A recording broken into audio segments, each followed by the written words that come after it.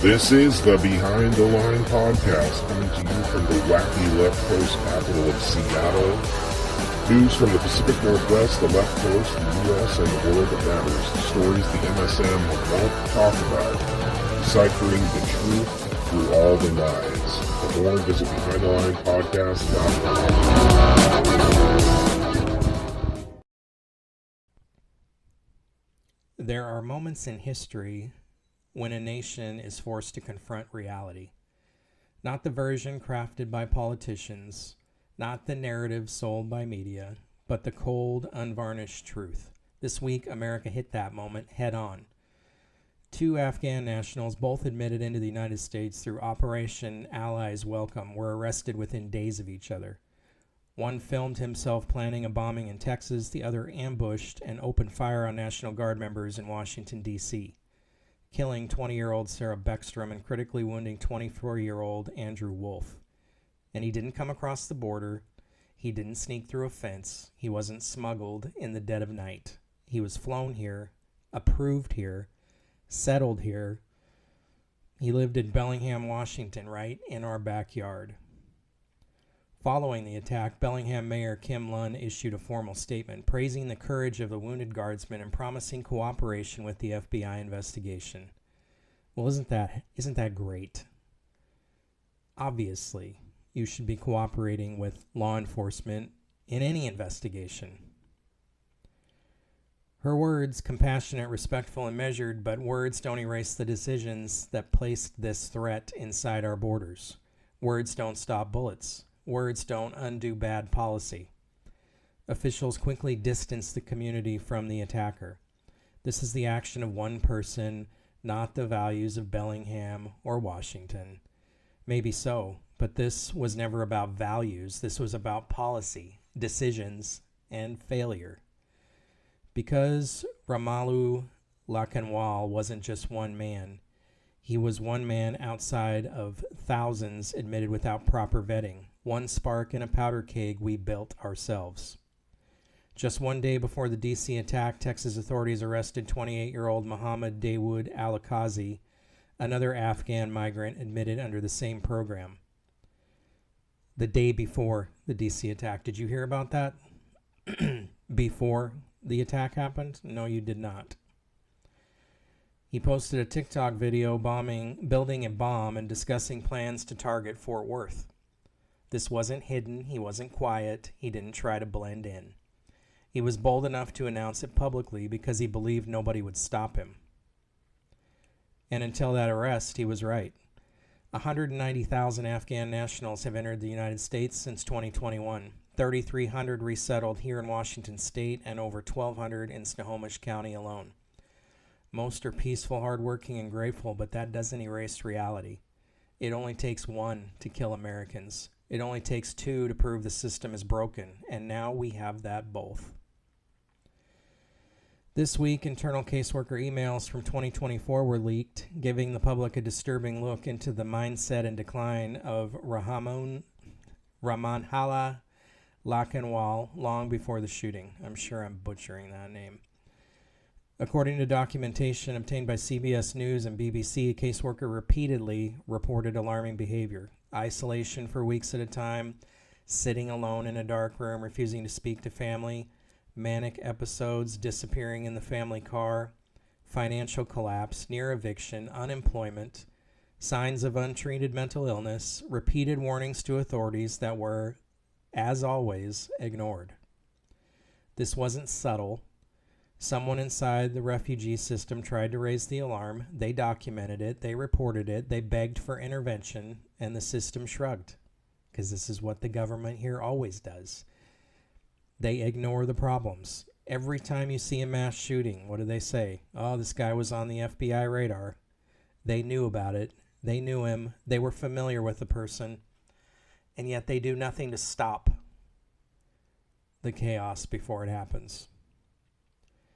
Instead of treatment, he was approved for asylum. Instead of monitoring, he was settled into a quiet American neighborhood. Instead of evaluation, he was left alone with his trauma, resentment, and rage. He didn't need to infiltrate America. America delivered him a home, a community, and a target. Multiple U.S. intelligence officials have now confirmed that Lachenwal previously served in a CIA-linked Afghan Zero Unit, elite paramilitary strike units known for high-risk direct action raids. Death squads is what they call them. These men were hardened by war, trained in violence, conditioned to fight without hesitation. Some were heroes, some were time bombs. We couldn't tell the difference, and we let them in anyway. Homeland Security now admits what leadership refused to acknowledge. Lachenwal was radicalized here after arriving in the United States. Not in Kabul, not in Pakistan, here in Washington State. Influenced in our cities, in our neighborhoods, under our flag. In this communist, anti-establishment section of the United States, the left coast. Openly rebelling against the government. Promoting socialism, communism, anti-Americanism. No doubt this guy was radicalized also in the Middle East, but you can't tell me when he moved here to this area of the country that didn't have some effect on him. All the Nazi talk, all the anti-federal government talk, the media and the politicians on the left coast and other blue states are responsible for this. Not just the government for letting this guy in. The media and politicians contributed to this type of behavior, this mental illness, this desire to attack the government. They're promoting it all the time. Do you think they'll accept or be held liable at all? We resettled traumatized foreign fighters with no vetting of mental health. We placed them in communities with no cultural or ideological safeguards. We ignored warnings. We ignored signs. We ignored reality. And then we act surprised when the consequences came home. Terror didn't break into our country. We signed the entry permit. Terror didn't sneak across the border. We put it on a passenger jet. And terror didn't invade. Terror came through our front door. And now families mourn, soldiers lie in hospital beds, and politicians hold microphones instead of solutions. There are 10 to 20,000 of these zero-unit operators in the United States that were resettled under this operation when the Afghan pullout happened. No vetting by Biden. Trump administration signed off on it in the spring of this year. So you can't say it's one party or the other. They're both responsible for this. And there were Americans left behind in Afghanistan. I had family that worked for the State Department in the embassy in Afghanistan who had to find his own way home.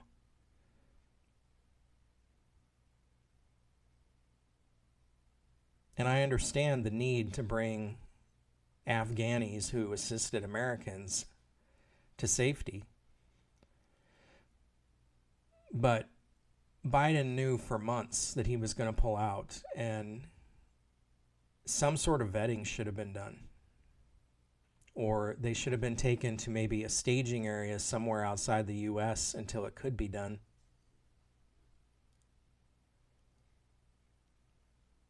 This is just failure of the system as usual.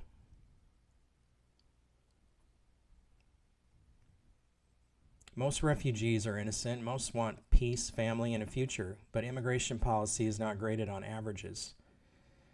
It is measured in lives lost when the system fails. We can extend compassion and still demand accountability. We can welcome allies and still protect our citizens. And we can be humane without being suicidal. America must choose survival, not denial.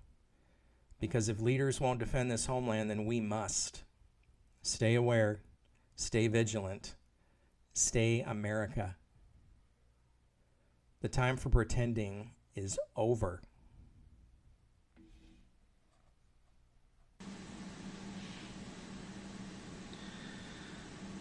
America is facing a hard truth. We brought in thousands of Afghan zero-unit fighters after the chaotic withdrawal, elite paramilitary operatives who served alongside the CIA in one of the most violent shadow wars on Earth.